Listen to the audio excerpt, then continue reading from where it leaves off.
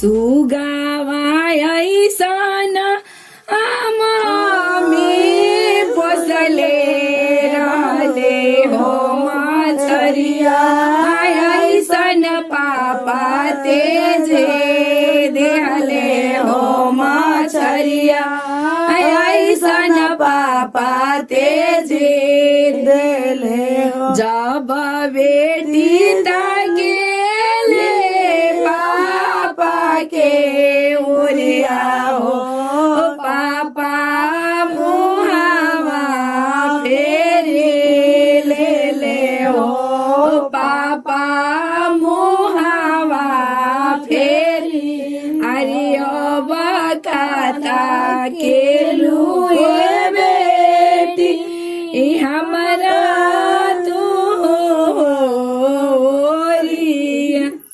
अरे बकाता गेलो ए बेटी हमारा तो सुगावा ऐसन चाचा पोसले रहले हो मछरिया ऐसन चाचा तेजे देहले हो मछरिया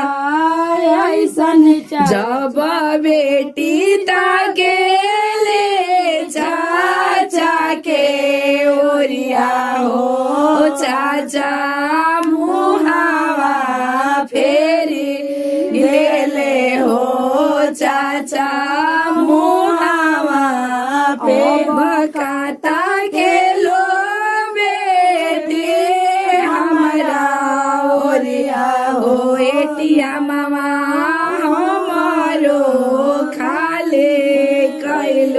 ओ एटिया मामा हमारो खाली जब बेटी गेले भैया के ओरिया हो भैया मुहावा फेरी देले हो भैया मुहावा फेरी काता गेलो बहिना हमारा ओरिया हो एटिया मामा हमारो खाले कैलो हो एटिया मामा हमारो खाले कैलो।